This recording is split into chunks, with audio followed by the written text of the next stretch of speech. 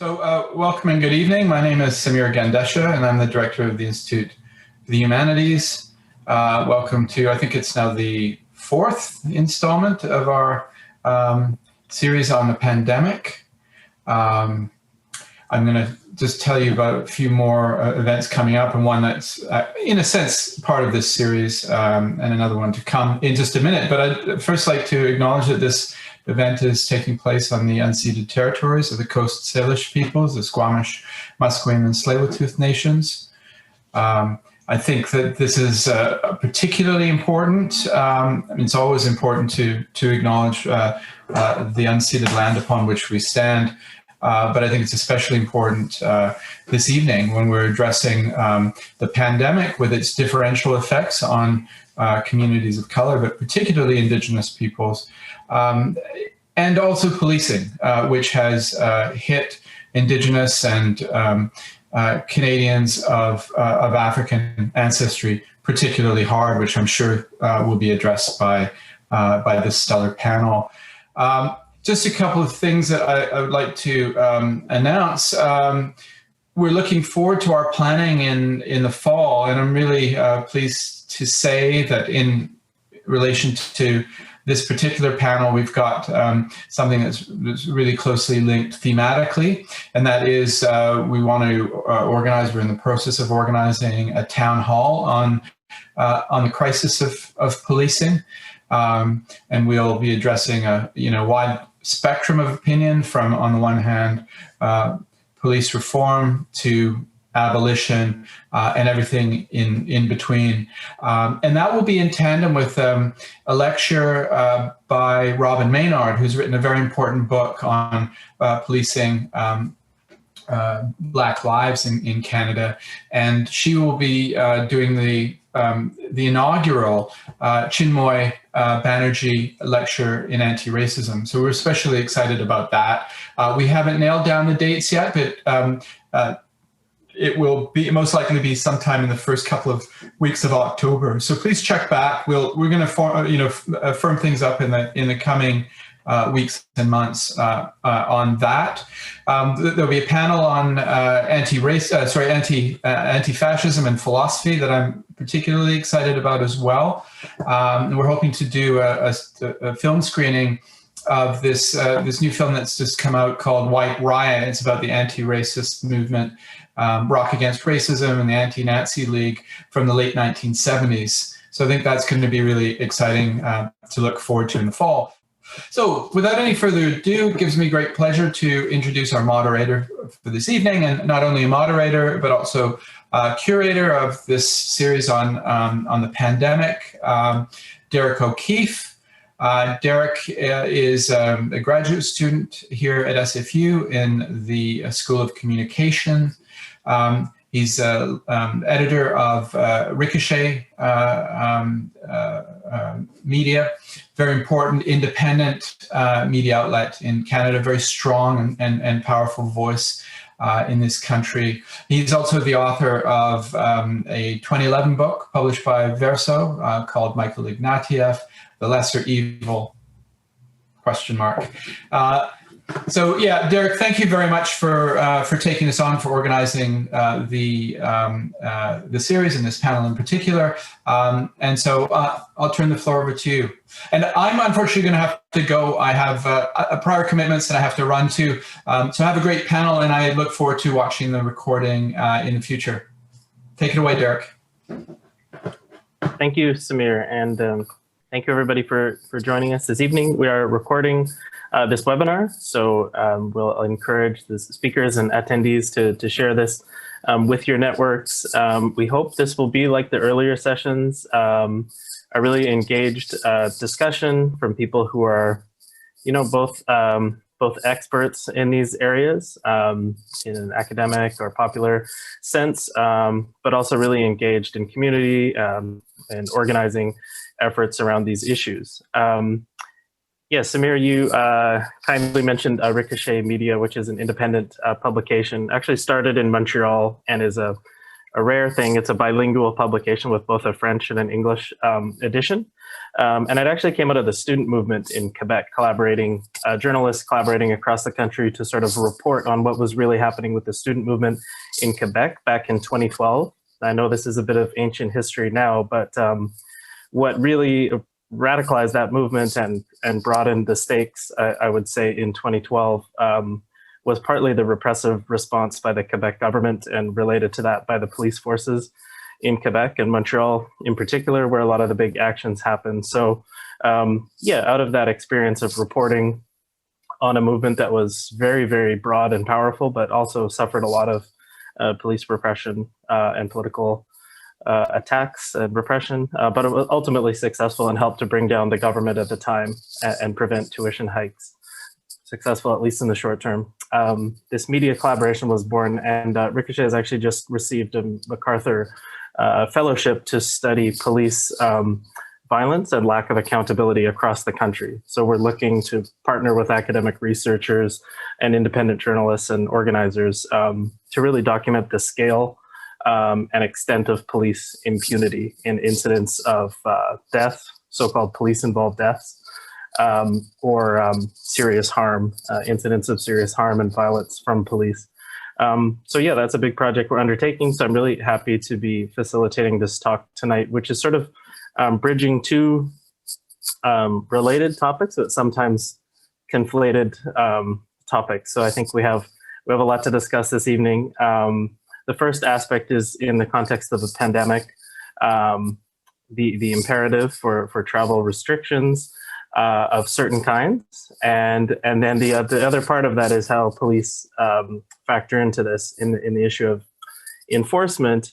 But also the reason we sort of put these two topics together as well is that the pandemic really coincided with the Black Lives Matter movement in response to police violence across North America, with last summer's murder of George Floyd, and then sort of the mass movement that happened really while the pandemic, between the first and second waves, I guess, and has carried on. So we'll get into it, and I'll let the speakers present. But here in Vancouver, for example, we had a police force and a police board that was literally using the pandemic as a justification for refusing budget cuts, or not even cuts, but just to have their budget frozen. They use both the Black Lives Matter movement and the pandemic as justifications for opposing cuts that the elected city council was trying to implement. So we'll try to tease out the complexities of these two issues and hear from folks who are working across the country on it. So I'll quickly introduce our panelists tonight. We have, or this afternoon, tonight for Jessica is joining us from Montreal. We have three panelists, and they're going to speak for 10, 12 minutes off the top. And then our audience will be able to, you can contribute during the chat while they're speaking, but we will hold the Q&A until all three give their introductory remarks. And then we'll open it up for a moderated discussion, and we'll bring in as many of your questions as possible, because we know there's always a lot of people who have a great deal of experience and wisdom to share, but we'll try to get to as many of your questions and comments as possible.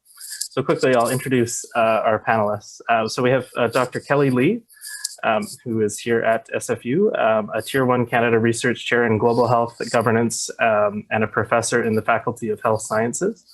Dr. Lee is currently leading the Pandemics and Borders Project, an international team analyzing the use of cross-border health measures during the COVID-19 pandemic. Our second speaker will be Jessica Quijano from Montreal, and special shout out to Jessica for joining us on very short notice. Jessica is a mother of two, activist, and a community and harm reduction worker. She's been involved in the feminist movement for 20 years, a community worker for 17 years, and is currently the coordinator of a very important project, the Iskweu Project for the Native Women's Shelter in Montreal. She's also a spokesperson for the coalition to defund the police in Montreal. And our final speaker will be a local organizer here, Taz Khandwani, a grassroots organizer working on defund the police campaigns in Vancouver, specifically the Defund 604 network. And I'm sure he'll mention it, but they've just launched something called the People's Budget, which is a very interesting initiative to get more participation in shaping the future of our city here in Vancouver. So we will, without any further talking from me, we're so pleased to have the three of you here this afternoon, and we'll start with Dr. Kelley Lee. Take it away. Okay. I think I've been asked to speak about travel measures and the need for travel measures during this pandemic. So I'll do that. I hope I'm on the right track, Derrick. As people know, this pandemic has been going on for about 14 months, and our project, Pandemics and Borders project, has been looking at how travel measures specifically been used by all countries around the world from the beginning of this pandemic. And when I started this project, I didn't realize how complicated this issue would be. And so it's become a really well beyond public health, and it's gone into all sorts of areas of public policy. So what has become clear, I don't know if you remember, way back in January, WHO had recommended that travel restrictions and trade restrictions were not necessary during this pandemic. And so countries like Canada held off from adopting the measures that some other countries have. And over the last 14 months or so, we've learned a lot about the role of travel, first of all, that through epidemiological data, genomic sequencing data, modeling studies, that the spread of this virus, SARS-CoV-2, has been driven by travel. Travel internationally, nationally, and locally has really introduced the virus to new populations and allowed it to spread. So human beings moving about and then making contact with uninfected people is how this virus has spread around the world. And it has prolonged the pandemic as a result. So it's so obvious now, but 14 months ago, that wasn't the case. So what we've also learned is that of the two policy interventions that have been most effective during this pandemic, one of them has been physical distancing, and the other has been travel measures. This is something that's come out of a variety of studies. So now the question is not whether we use these measures, but how we use them, and how we use them in an appropriate way to stop the virus from spreading around and being reintroduced into various places, particularly when we talk about variants of concern, which are sort of mutations of the wild virus, the original virus. It's always mutating, but these mutations are particularly concerning because they might be more transmissible, might be more cause higher mortality. So we're particularly worried about those being spread into Canada from elsewhere, and that they come in through travel. And so we also know that from clear evidence. So in this country, we've had a kind of slow start in the use of travel measures over the first year. And then by January, you start to see quite a few more policies being introduced, first by the federal government, and then more recent weeks by here in BC, and some provincial governments have gone to try and stop or at least curtail interprovincial and intra-provincial travel. And you see a variety of measures being put in place. So our take on it in this project is that it isn't about one particular thing that you do, but a package of measures. And you need to introduce them at the federal level, at the international borders, as well as the provincial level. And if you get it right at the international borders, you need to do less at the provincial level. So what we've seen in this country is kind of partial measures, half-hearted measures that really create screening, testing, and quarantine of travelers coming into Canada. That there are those measures, but they're done in a kind of way that there's a lot of exemptions. There's a lot of ways that you can, come through the land borders, not the air points of entry, to get around things. There's exemptions. And so the problem there is that then the borders become quite porous at the international level. So the virus and the variants have come into the country, and so we see them here within provinces, and then now there's, of course, spreading around the country. So the provinces have now acted thinking, they have to get on top of it because now the virus is sort of more local.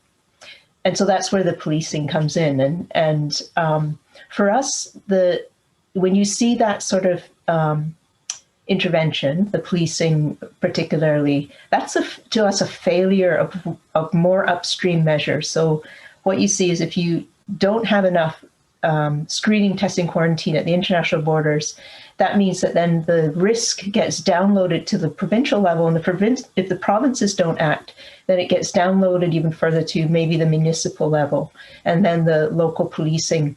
And it's frustrating to see, because if it had been an earlier intervention, what we found in our research, if governments act early during this pandemic and they go quite hard in terms of putting in measures that are quite stringent, then you don't have this problem now. So it's almost like fixing a problem that could have been prevented.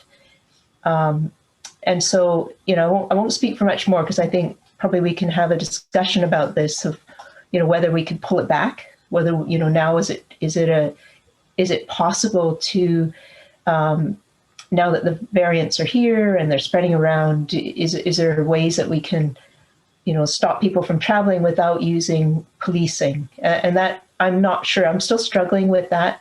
It's a difficult one, because you have this, on the one hand, shared collective interest in society to not have these variants spreading around. And then on the other hand, you have, fears of violation of individual rights. But whatever we land on, any use of travel measures is curtailing people's rights to mobility. That's allowed under the Quarantine Act, the Federal Quarantine Act. The question is, are the measures appropriate? Are they commensurate with the risk that we're facing? And I think that's where the point of debate is. I'll stop there and let the others jump in, and then maybe we could have a chat further about the details. Thank you so much, Kelley. And we're going to go now to almost the other side of the country. We're going to go to Montreal.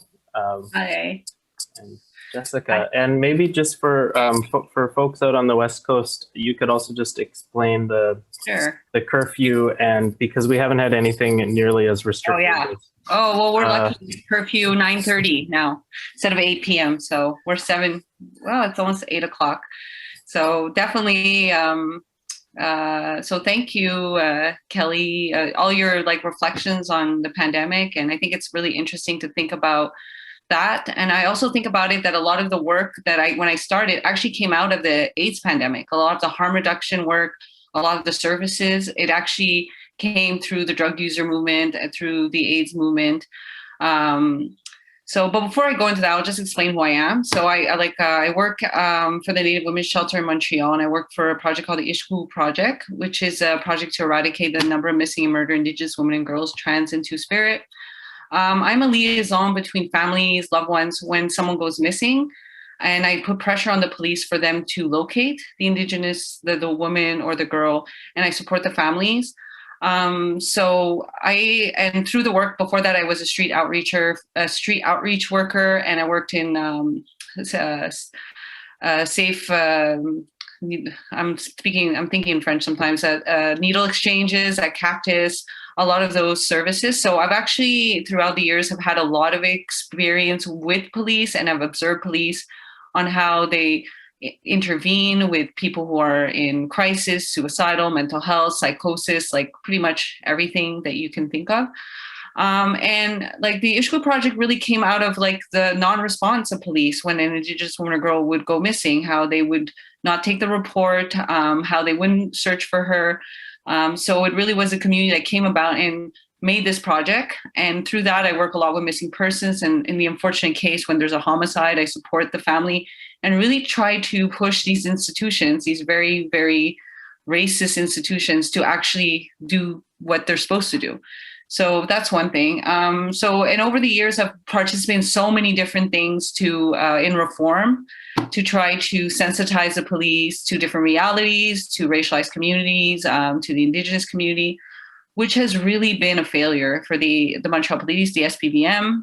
We signed an agreement in 2015, and to do cultural sensitization on the history. We have a large Inuit population here in Montreal. So to understand the history of the colonization, why is there a lot of Inuit women who come to Montreal who end up in situations of homelessness and so forth. And it was really, really very disappointing and actually quite harmful for a lot of my colleagues who did that training. So I'm just giving a little bit of a context. So fast forward, George Floyd came about, and the murder of George Floyd, and this uprising of, to defund the police. And a lot of myself and other community organizers have been doing for around in Montreal for many, many years with the Black community and a lot of other different cultural communities. We decided to start a coalition to defund the police for the SBVM. We now are up to 65 community organizations, and we asked the current mayor, Valérie Plante, which is Projet Montréal, to cut the budget by 50% of the budget. That didn't happen. They actually increased the budget by $14 million to give police officers more hybrid cop cars. However, there has been a real movement within the city, and I think across the world, when we talk about defunding, because there's a lot of this in doing these kind of panels to understand what defunding the police means. What does that really mean? So we have several demands that we asked for. So one of them was to disarm immediately police. We asked to reinvest in communities. So that means, for example, in Montreal right now, there's probably about 3,000 homeless people. Is probably a lot higher since the pandemic. We would say instead of spending, so the budget of the SBVM was $650 million. So we're instead of just, harassing homeless people on the street and ticketing them and making them go to prison because they might have issues with, different social issues, is to actually provide them with services, a home, social services, which if you think about it, $650 million is a lot of money to continuously, often a lot what police do is harass people in poverty. So there was studies that came out just recently, 40% of tickets are handed out by police are to the homeless community. It would be to get police out of high schools. Here in Montreal, the police actually do extracurricular activities like boxing and a lot of more racialized communities, in Black communities, where I'm from, Montreal North, where they'll do boxing classes and so forth. So we were we don't need police to be doing these kind of activities. How about we just take those funds and actually have people from the community to do that? And to have an alternative to anything that's mental health, overdoses, to not have police go in. And I think it's really important for people to understand that it's work that myself and a lot of my colleagues over the years that we do already. So, I respond to situations of domestic violence, suicide, different kinds of crisis on a regular basis, and I never have harmed anybody. So we know for a fact, I know for a fact if there was an alternative to police. So when we talk about defunding police, it's really important to think that it's not just get rid of police, it's by replacing it with something more effective, where people are trained to de-escalate situations and really treating people with care and compassion instead of treating them as criminals. So we, as well, our demands was to invest in decolonize practices and invest in restorative justice and transformative justice, because we know a lot of those programs do work, and to give back a lot of the autonomy to communities in order to see what is the root cause of the issue. So if somebody is stealing, why are they stealing? What can we do to support that person so that doesn't happen? And also the impact it might have on the victim. If let's say you broke into someone's house, maybe how did that person make them feel when you did that? So we know that a lot of the programs that exist in many parts of the world, even in the US, I know Oregon hasn't been responding to a lot of mental health since 2002, are really, really effective. And if you think on a financial, it really, you don't have as many calls to the ER, there's the justice system and so forth. We as well we demand to decriminalize all drugs, and that means selling, possessions, decriminalize sex work, and also decriminalize all the bylaws that are really discriminatory. So bylaws on drinking in public, loitering, because it really is a discrimination. You're pretty much people who live on the street are just doing what we all do, but we have homes. So that's really what the coalition began. We came together and we've been starting to ask for those demands. And there seems to be a really large gap between political will and what people want, because there was a survey that was given out to Montrealers last summer, And 73% of Montrealers were for reallocating funds to different communities, to dealing with a housing crisis and to dealing really with a lot of these issues. But there seems to be a very lack of political will. And then when we talk about the pandemic, which I think is really interesting. So when we had a COVID outbreak in the homeless community, specifically in the Indigenous community, where we had to find ways and how are we going to have people isolate.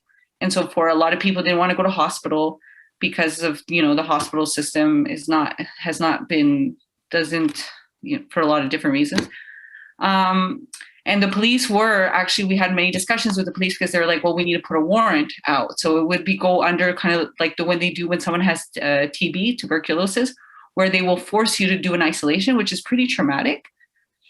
So we got creative with the community. So we started paying for hotel rooms. We started as well putting people up in hotels, as well using very harm reduction. If people had dependencies to alcohol, we would provide them alcohol. We just wanted them to do the isolation so that they wouldn't continuously go within the community and spread it.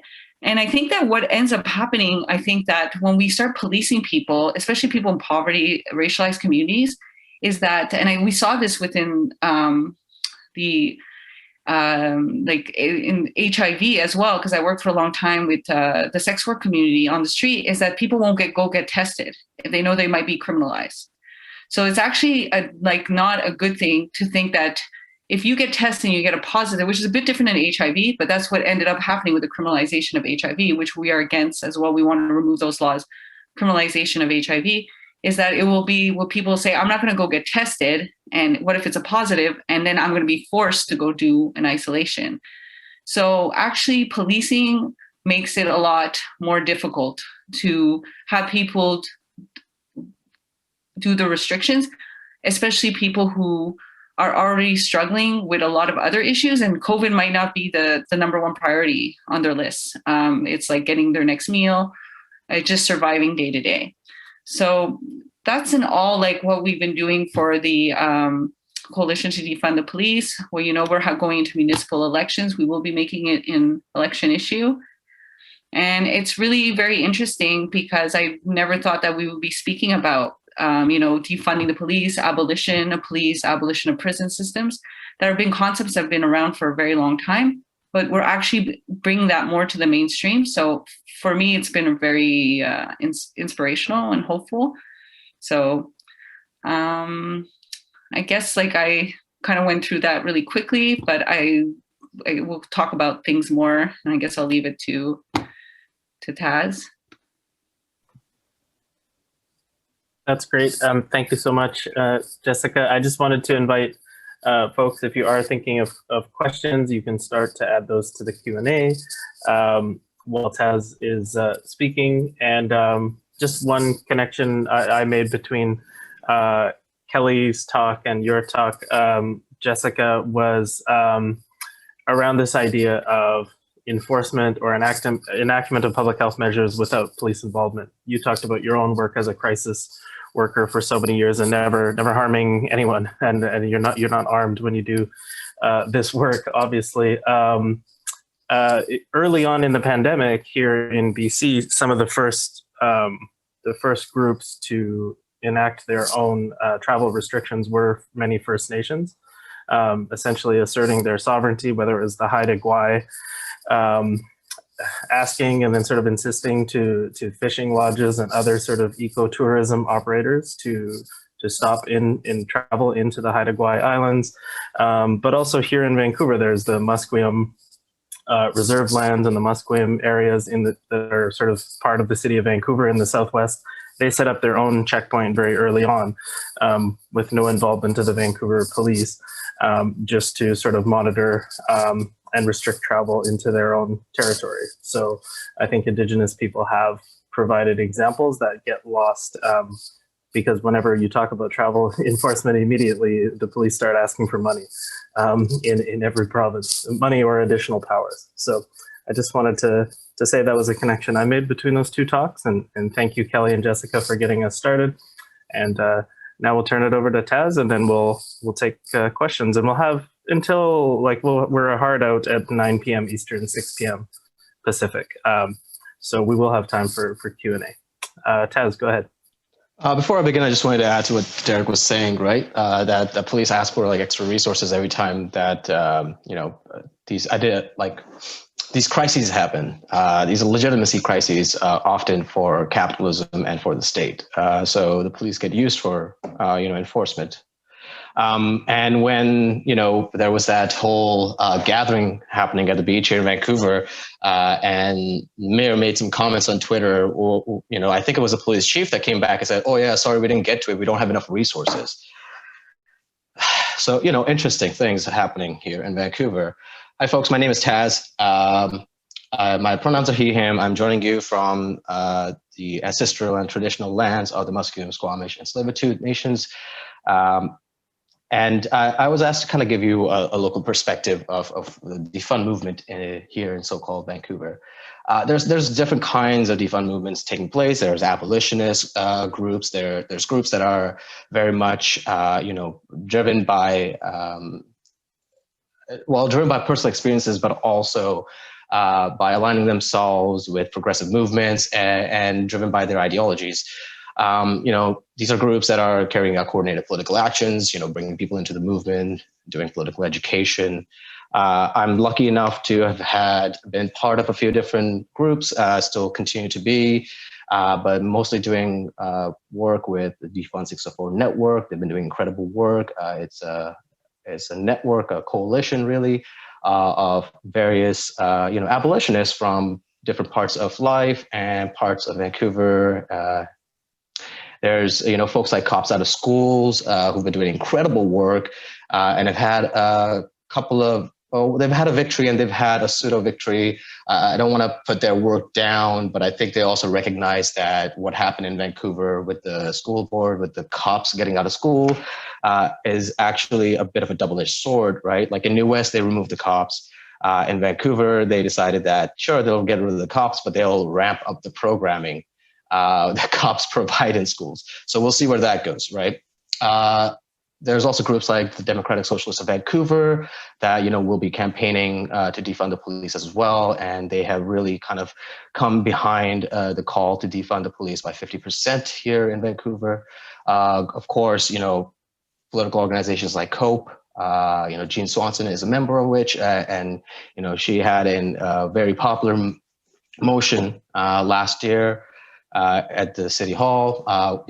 400 people or so signed up to speak to that motion. Many were in favor of that motion to decriminalize poverty and to support community-led safety initiatives, right? Groups like UBC Social Justice Center and like so many different nonprofits, nonprofits like Vivid Legal Society, they have this letter right now with 50 plus organizations endorsing the call to decriminalize poverty and to support the shift to permanent community-led alternatives to police in Vancouver. So, it's a lot of people and organizations that are on board with defunding the police and refunding our communities. And then there's a pretty big subsection of folks that are abolitionists and have been abolitionists and doing abolitionist organizing for years and decades, right? As I mentioned back in the summer of 2020, hundreds of people signed up to speak in favor of Jean Swanson's motion. That was the work of a lot of organizers, a lot of ad hoc groups that came together, a lot of groups that had existed for some time and were doing other work, other harm reduction work, anti-oppressive work, working with folks with mental health conditions, issues, folks, working with sex workers, working with people who use drugs. These were people with lived experiences, people who are living those experiences of police violence right now even. It was a crescendo of prison and police abolitionists and those seeking racial justice. Then there are those who are creating necessary noise in the system. So like on the ground, even in their unions, their workplaces, they're working to get cops out of everywhere. I'm not going to name any names, but I could tell you right now that it's probably an abolitionist sitting with you, in this in this webinar right now. And then finally, there are those who are really building and having to fight tooth and nail to build, set alternatives that everyone wants to see funded. So these groups are doing the work that will make police obsolete. And, you know, as Jessica was mentioning, these are the folks, these are the groups that are making the work of police obsolete with a lot of lived experiences. You know, these groups are, you know, named in Jean Swanson's motion. They're also named in Pivot Legal Society's call. You know, groups like Vancouver Area Network of Drug Users, you know, Drug User Liberation Front, who, you know, these people are literally building community and saving lives, making sure that people have safe supply, access to services, and access to community, to each other, to be able to support each other. Because as we all know, our communities keep us safe, right? The people working down at places like PACE, SWAN, and WISH, you know, who are trying to support sex workers who are already highly marginalized and criminalized segment of our society, you know, they're not allowed to organize and collaborate as workers. This hinders their ability to create safe and secure workplaces for themselves. And it gets worse for, you know, street-based sex workers who not only have to put up with, you know, really, really shitty clients, but also really abusive and bully cops who use and abuse them to get to the client, right? So this, of course, pushes these sex workers into darker alleys, puts them in jeopardy. You know, it's no good all around.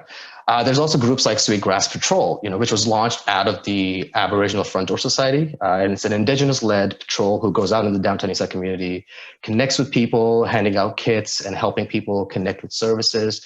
You know, these are the groups where we should be giving all our money to.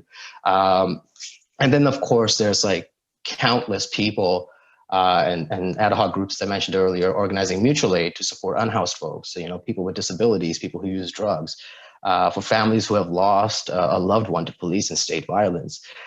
Really think about, you know, how so much caremongering that took place. And a lot of the caremongering, like I'll mention that I was exposed to begin with, like, you know, the various neighborhood pods that were popping up earlier on last year and continue to exist now, were quite, they were appearing in a privileged form, you know, like it was young people a lot of the time who had access to computers, who had access to internet, who had access to money.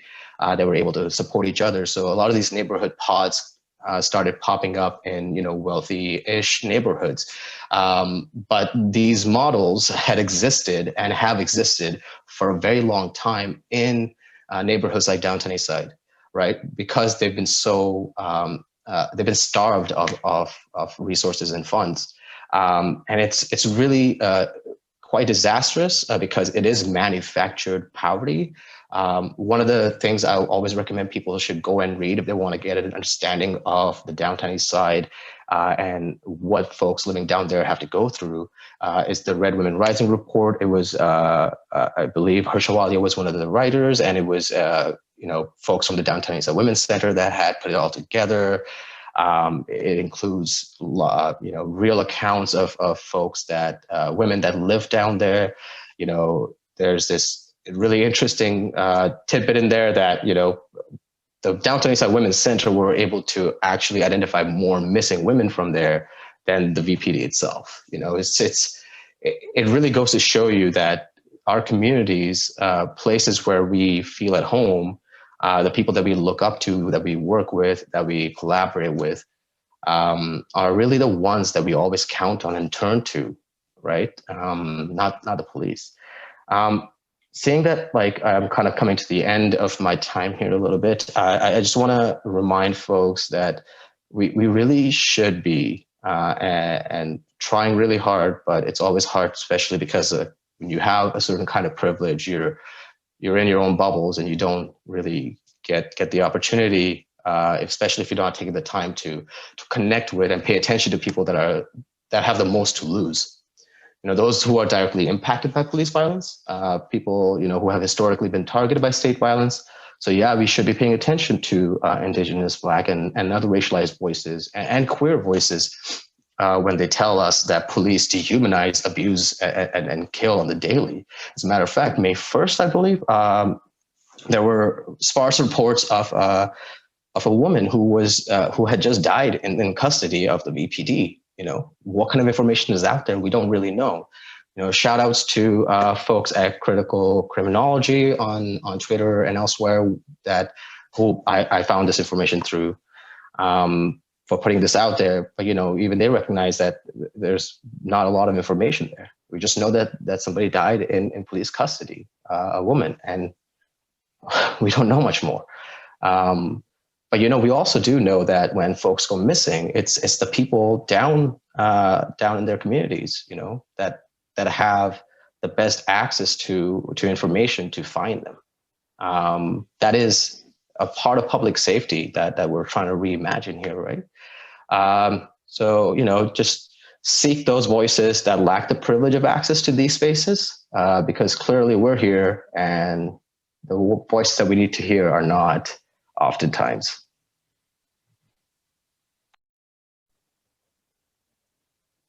Thank you so much, Taz. Well, thanks to all of our speakers. You've given us a great lead off here to our discussion, and a lot to think about. I see one question now in the Q&A. We'll get to that. Feel free to add more. I just wanted to ask a couple questions off the top of things that weren't covered, but I think are sort of a little bit polar opposites in terms of success and failure with restrictions in different sense that happened during the pandemic. On the one hand, I wanted to ask Kelley, Dr. Lee, about the maritime bubble and the travel bubble, which has been widely credited with helping to keep COVID near zero for much of the pandemic, although Nova Scotia and other provinces, Nova Scotia is having a bit of a wave now, and Newfoundland has had some. But what worked in the Maritimes, and why didn't that get done anywhere else in Canada, really? I guess the territories also implemented some measures. Many of the provinces would say there were constitutional things preventing them. So what happened in the Maritimes? Why was that successful? Why did it have consent, I guess, also from people in the Maritimes, or seemingly? Why did that work, or seem to work, if that's correct? And then on the other hand, I wanted, Jessica, to ask you a little bit more about the Montreal Curfew, because I work with Chris Curtis as one of his editors. He's a reporter who was working on this issue when it happened for Ricochet. And he was reporting on the situation for the homeless population of Montreal, where when they initially announced the curfew, you had the authorities, I think including the premier, saying they were literally going to ticket homeless people for being outside after the curfew. And then finally, after pressure, I'm sure from groups like those that you work with, Jessica, they had to kind of pull back from that. But maybe if you could just explain what happened with the curfew and the homeless population and how that's working out now, because it seems like a horrible example that people don't know enough about. Well, it's actually really horrible. And I don't know, we had Rafael Nada, who died in Porta Potty, who froze because one of the drop-in centers wasn't allowed to stay open, a harm reduction. So that's what pushed the government to take away the curfew for the homeless. But we knew that would happen. As well, we saw more overdoses during that short period of time because people weren't going to safe injection sites. There was this idea that even if they had a note from the place, that people would actually go. And I was like, people aren't going to, they get stopped, they have drugs on them. It's just not going to, it's just going to be devastating. And it was, and it's like still is. They eventually opened up resources and so forth, which was really also like, even the police when we were talking to the police, they even didn't like, they were like, this doesn't make any sense and so forth. So in the end, we got a court injunction to not have it apply it to the homeless. But also, like, it's been really devastating we've had 10 femicides here in Quebec since the beginning of the years. It's been really, really awful for women or gender-based violence, like people living in violent relationships, where, sometimes the tactics like I sometimes use with people is to go for a walk, or they'll call me, like people aren't leaving their homes. So the curfew is not been a good thing. I mean, the government might say that that's why it's been able to contain the numbers and so forth, but it's actually like really been hit the hardest, has been the most marginalized of our society. And it's been really, really heartbreaking to see people just like really die because of it. And unnecessarily, like we knew that would happen. And also the fines and so forth. It's like really, there's just been so many fines been given out. Montreal has given, the SPVM has given, we have a very militarized police force. We've given the most fines out of anywhere in the country. And I really do think the majority of them are going to go to court and not going to be paid. Like we're going to be fighting them. So it's really what was the purpose of giving $1,500 fines, $5,000 fines to people who are already struggling on the street? It's just like they're not going to pay them. We know that we're going to fight them for them. So in the end, it's just like we just had an encampment, just to say like that got bulldozed just yesterday. People camping out, I think in other cities. Like, so they spend so much more money on policing and actually just tearing people's camps away. When we could have like paid, like when we do the math of it, of even the amount of money it takes to do that, we could have like paid for everyone for like apartment for a year. Like it just really makes absolutely no sense. It's dehumanizing. It's quite like awful. So I would say that Quebec is a big failure when it comes to that. And also people are really, really not going to listen anymore. Like there's like protests all the time. There's a 10,000 people protest, anti-mask, anti-curfew. So anyways, I don't know if that answers your question, but it's been quite like devastating for many of us. Yeah. Yeah, no, that's super useful to hear more about, because like I said, we haven't had anything like the curfew per se. And of course, the homeless population here has been targeted in different ways, ideologically, politically, and by the police, but they didn't have to deal with the curfew as well. Thank you for that. And Dr. Lee, would you be able to just address a little bit about the success of the maritime bubble and sort of why that wasn't expanded more across Canada? Sure, and you can call me Kelley, it's fine. Sure, I'm going back and forth, sorry. That's very, very kind. So it actually relates to what Jessica and Taz were saying, and I really appreciate their opening comments, because it's really important to remind ourselves, like the lived reality of this pandemic is so different for everybody, and it's important to hear those stories because we all live in our bubbles, as Taz said, and we may not be aware of these things.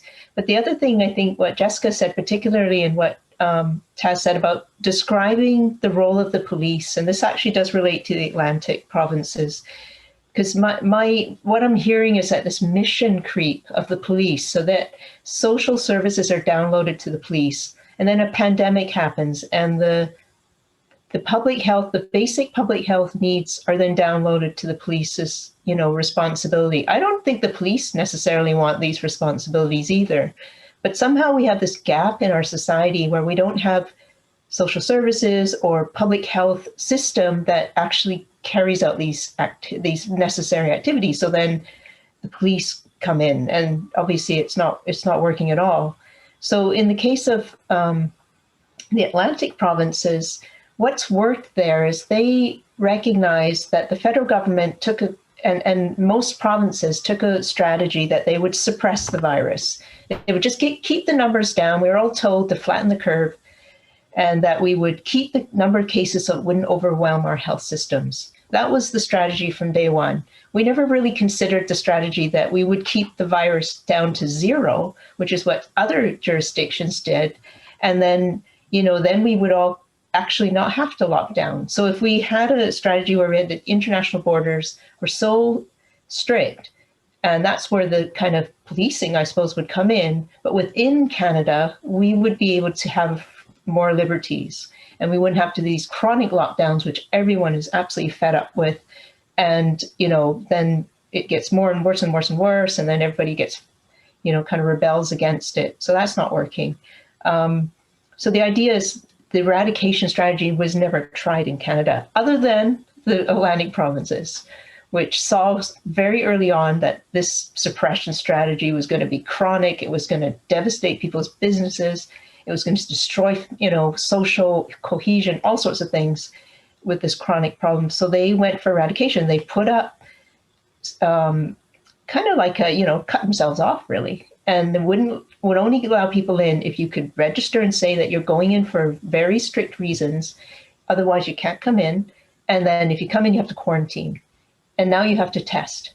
So they have a very, kind of like they're treating themselves like an international border, the way our international borders should have been. And the number of cases overall has been very low, number of deaths and so on.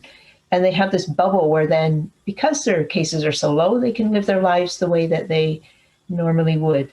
So we're all very jealous. How did they do this? Well, it wasn't from heavy policing. It was from community. The communities policed themselves, and they, took care of each other, really. It was a very, I was on a talk last week about it, and it was, really touching to hear how people were looking out for each other. It was just kind of this sense of collective spirit.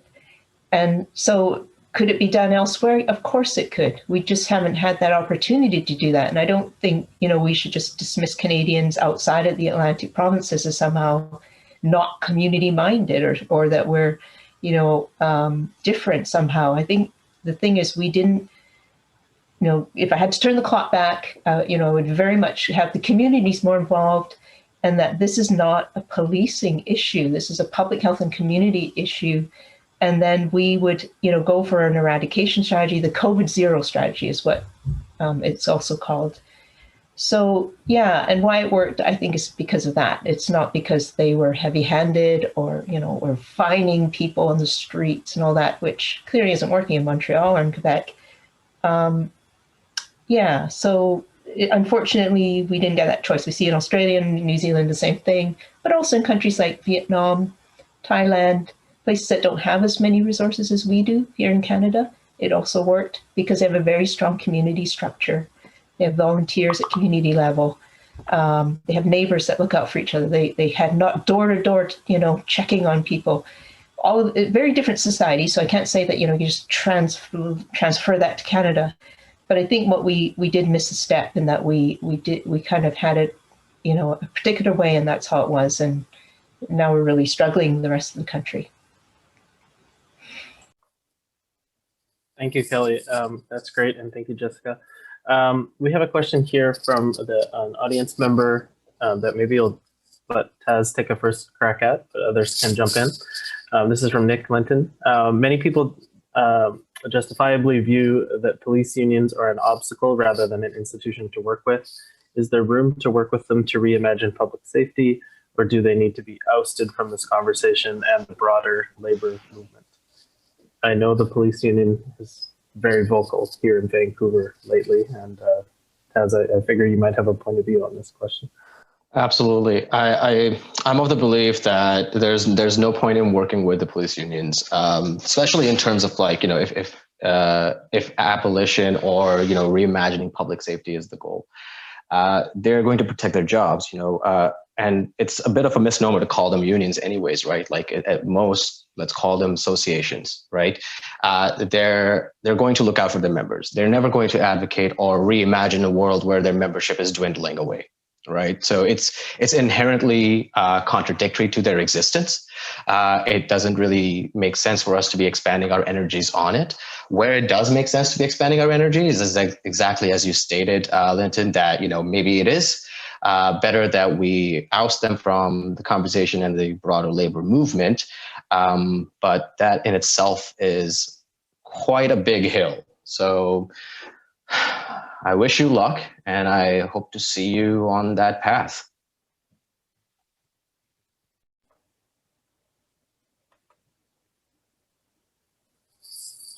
Any other thoughts on the police union question? I mean, I agree with Taz. I mean, they have so much to lose. I don't know, police, I know police here, they have their own banks, their pensions. It's like they get paid incredibly well. And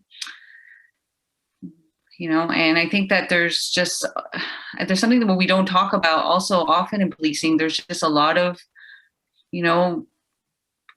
organization with crime. There's a lot of benefit to police to continue policing, right? We don't want to talk about what police do and how they rob drug dealers, how they bust people, and that it's very, very profitable. Like, we don't want to talk about that, but it's something that, is, and there's no such thing as, like, when we talk about there's no such thing as a good cop, is that the whole system is violent and corrupt, and you can't be not complicit within that system.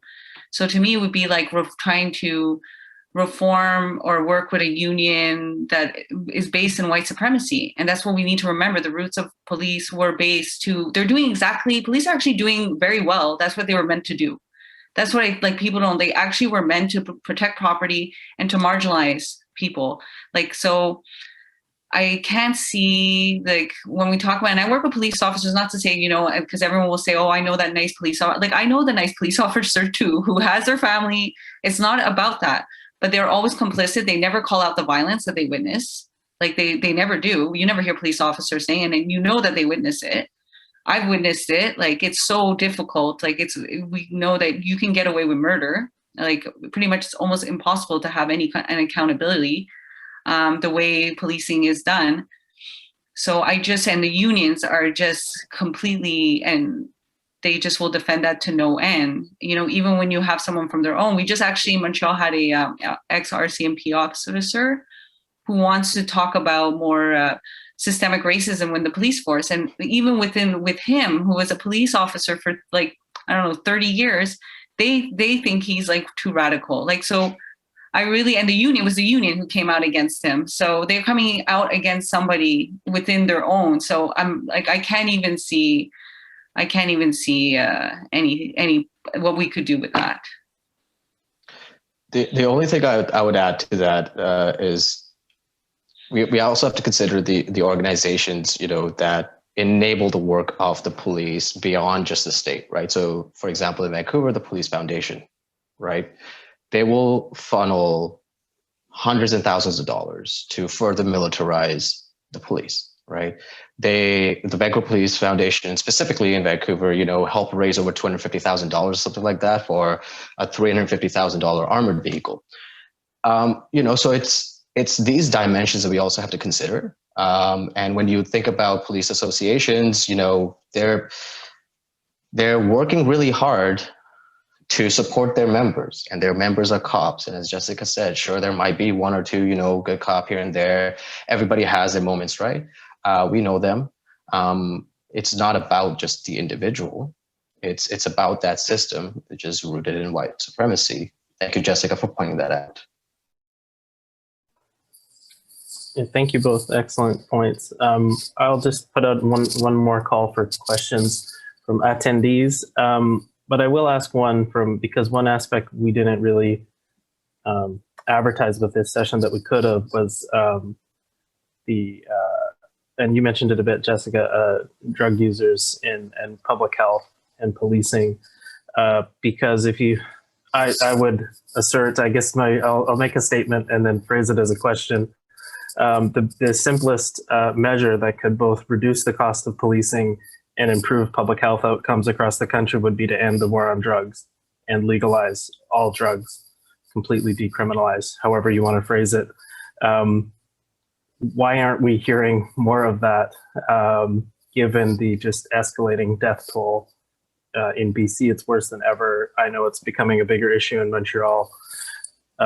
Yes, why aren't we hearing more about ending the war on drugs, and how can we advance that as part of whether you call it defund or reform or whatever you call it, reducing policing or the necessity to have policing in society?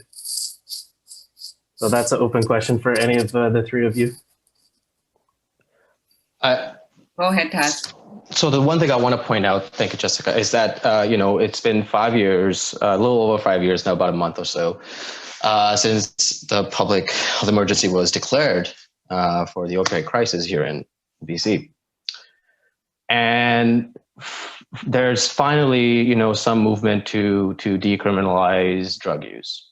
And if you look at the details of what's coming up, everybody who is living with, everybody that uses drugs and is committed to the liberation of drug users will tell you that they were not consulted. The mayor went ahead Kennedy Stewart, and put in this ask of the federal government to exclude them from these enforcements. And folks like Vancouver area network of drug users, they were supposed to be part of the consultation, but they were excluded, right? And the thing that becomes very obvious when you do things like that is that the recommendations for the amounts people can have are way too low. So the criminalization continues to happen. And then on top of that, cops continue to hang around places where safe supply is, overdose prevention sites, and harass people coming in and out. There, as a matter of fact, it's just recently got caught on tape, a police officer from the VPD harassing Sarah Blythe, one of the organizers of the OPS, right? And what was the police force response? It's quite toothless. So it's really disheartening that even when conversations around these important issues actually begin happening, they often exclude people who need to be actually heard, because it's their experiences, their lives that are on the line. And it's very paternalistic and quite dehumanizing, right? I mean, I'd say absolutely, if we decriminalize drugs, the police would have a lot less to do. And, the war on drugs is a racist war. It's, people use drugs in every class, but it's only people who are poor, like who are racialized, that are the ones, in prison. Like when we have like a prison population, 25% of men are Indigenous and up to 40% Indigenous women, when it's less than 5% of the population, we're no better than the United States. It's just really, this isn't like, we saw the same thing with prohibition of alcohol. People died, right? Like we know that this isn't about, this is really a way that continues. And people think I'm too harsh, but it continues. It's a genocide of people. Like I sometimes think when I talk to politicians and people in power, like they know, we tell them they're going to die, and people die. And so this continues the colonization, the colonial, our legacy as a country of having people die and not having access to, because they want to use drugs, when other classes, other people of society, they are not the ones that are dying right now. So it really is a question under capitalism and so forth, that at the end, if they took away drugs, like I don't even know what the police would do half the time. Like really, they would have, and this is also, I feel it's important to call out the prosecutors, judicial system, the prison system. There's a whole industry that benefits off. There's so many people employed that are making money off, just incarcerating and harassing and traumatizing. And I think it's so important. Every time someone goes to prison, the way I see people go in and out of prison is another trauma. It's so difficult to get back into, like, if you want to get an apartment or get housing and so forth. We're just really setting people up to just continuously fail. And often the message is that it's because of themselves. It's because they're not doing the right thing. And that's really the message that we send people. And it's like really wrong on such a like human or conscious level. Thank you. And seeing we don't have more questions, I'll ask one final question and sort of let the three panelists, let you all have some concluding remarks, take it whatever direction you like, but I'll just let folks know that in 3 weeks, we'll be having our final session. It'll be on the future of the progressive movements coming out of the pandemic, and how the left, broadly defined progressive, whatever word you want to use, can take lessons from the pandemic and build a better society. So we hope to have some international guests and folks from across Canada as well.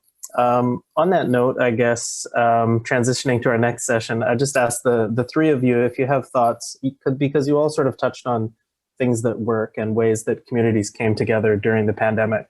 And we all know that, history is written by the victors, or a lot of positive things that happen in difficult historical moments are lost and sort of forgotten. So I guess the way I'll phrase this as a question is, what would be the key lesson that you would like to see people take out of this year and a half, assuming we're coming out of it, which is a pretty big assumption to make, I guess, in the next year? What would be the biggest lesson to remember and carry forward as we all sort of struggle to make a more just society on different fronts? And that's very open-ended. So as I say, make whatever closing remarks you like as well. And I guess we'll start with Kelley and go in the same order we did the initial talks. Sure. Okay, Derrick, that's a good question, actually. I'm sure there's lots of lessons to be learned. From my work, I'm in the Faculty of Health Sciences, so I have a different take on this, but I'll try and make my remarks relevant to this audience. So just listening today, I feel frustrated because how we've responded to this pandemic is kind of layering on top of already a very flawed system. And so it's kind of like, we failed to manage a real issue. It's a legitimate issue, is trying to stop the virus. People who have the virus, first of all, detecting that they have the virus when they come in. And you can't stop people from coming in with the virus, but you can identify it and then prevent it from reaching the wider Canadian population. That's the kind of job that the international borders had. So they are failing, and they fail every day because we have exposures reported from international flights coming in. So then the virus gets into communities, and it spreads in community, and then it's the community that has to pay the price, because we're ending up sending police out to police people's movements, being locked down in your house, or having curfews, or not being able to just go out and see your relatives, is because there's been a failure upstream, as I was saying earlier in this session. So it feels very frustrating because it didn't have to be this way. And so the same people are paying the price, again, for probably the worst price. We're all paying the price, but some people are paying a higher price. And that's just I think a mirror of already pre-existing problems in our country. So moving forward, what's the lessons? I think, first of all, that we didn't invest enough. We had SARS-1 in this country, and it really impacted mainly in Toronto, but other parts of the country as well. And we had clear, lots of reviews. This is what we need to do: invest in public health and get ready for the next one. So 17 years later, we have the next one, and we weren't prepared. And so hopefully coming out of this is that we figure out what we need to invest in. And it's not nice, shiny toys like, building more hospitals. And those are always important, but those aren't the things that are going to, really make us prepared. It's about building community public health systems, about training of health workers, public health workers. It's about improving housing. It's the kind of things that have come out why this pandemic has been so inequitable. And it's kind of doing the hard work of just addressing those inequities.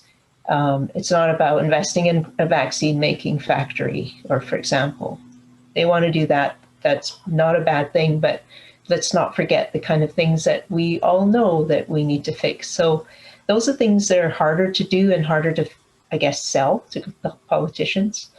It doesn't feel like it's new, but those are the things we need to fix.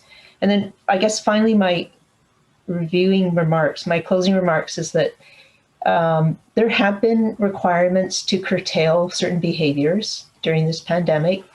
Nobody wanted that, but that's, it's about mobility, and we know travel is moving the virus about. So it's a kind of trade-off. What do we get? How do we balance these collective interests with the individual? That's a really hard one, and it really comes down to individual circumstances.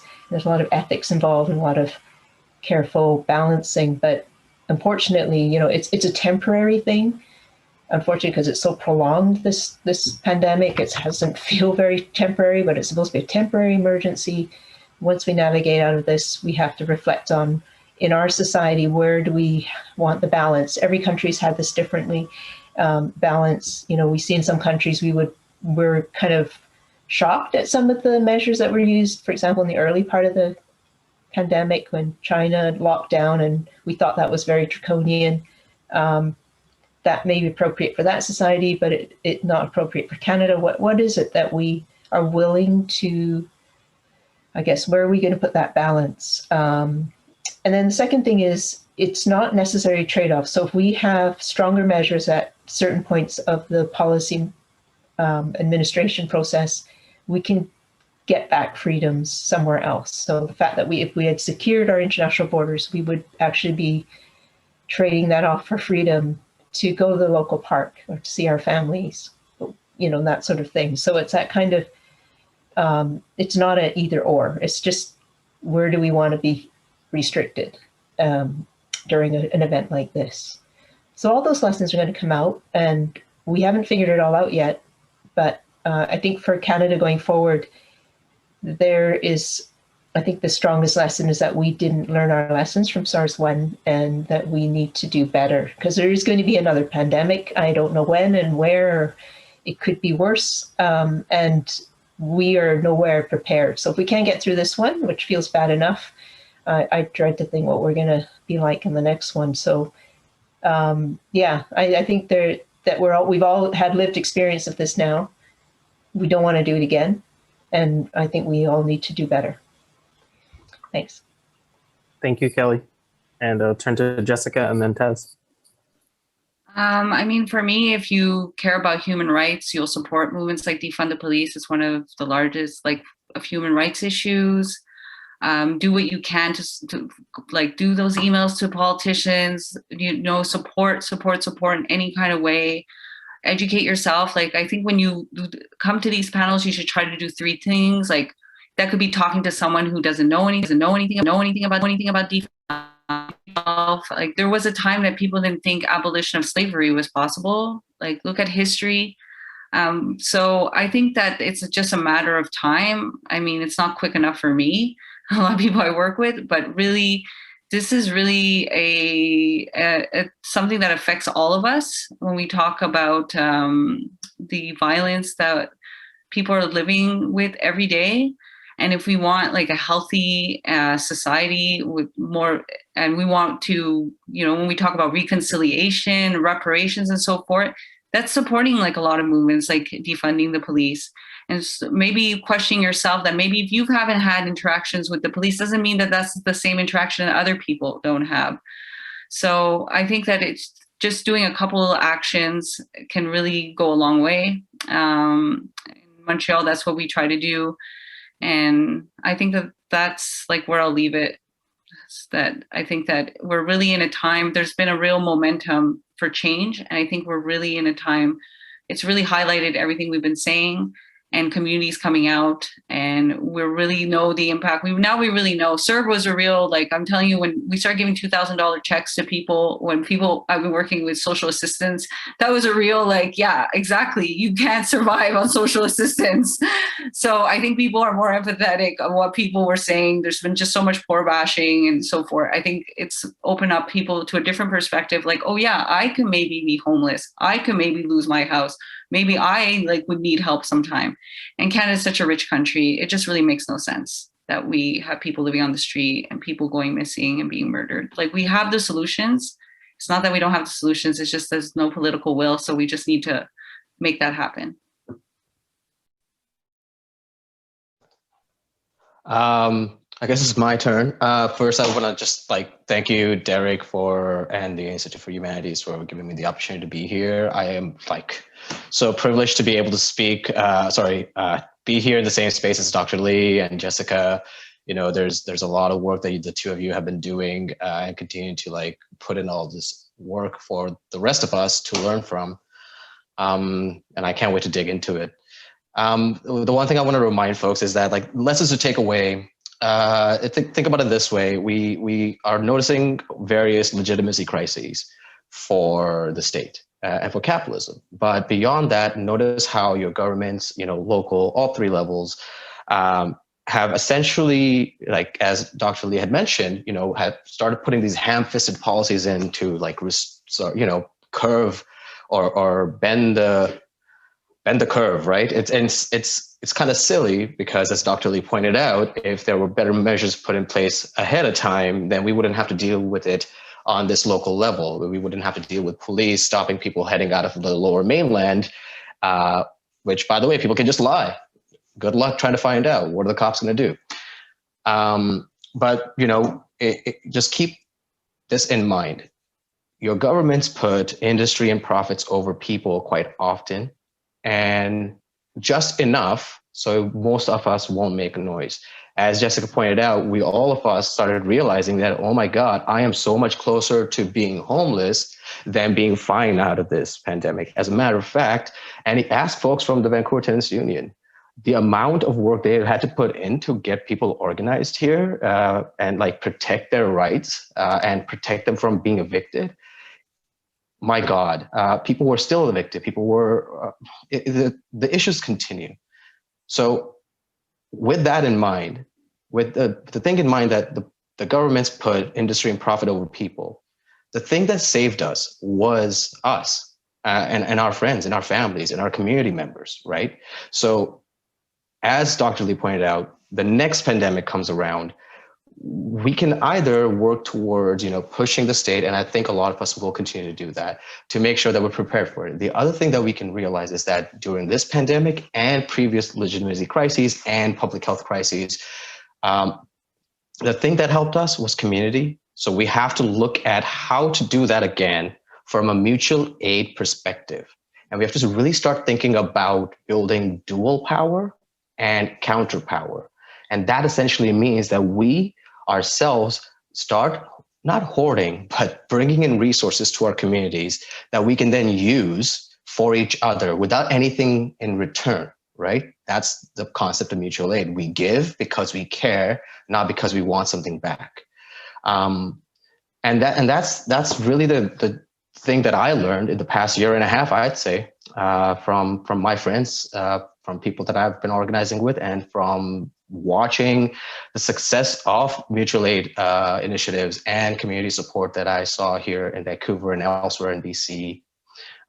Big shout out to folks at, Drug Users Liberation Front, who organized a day of safe supply when they knew that the governments will let them down after 7,000 people had died over 5 years, 300 and some already in the past few months, in the first couple months, I think, of 2021.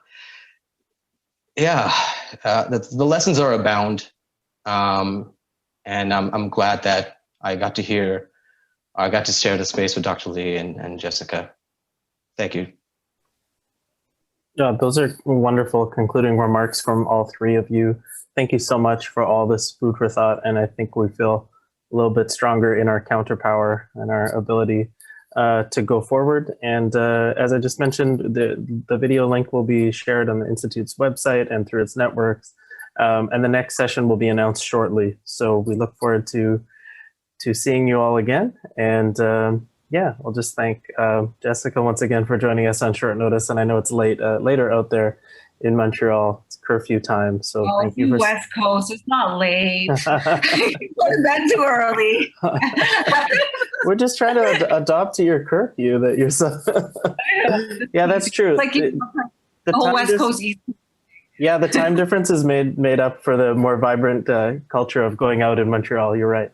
But there's whole nightlife now. So. Well, thank you for joining us mid-evening. We really appreciate it. And Kelley and Taz as well. Thank you so much. Okay, well, we'll wish everyone a good evening, good night. Thanks so much. Lovely to be with you. And we'll see you again.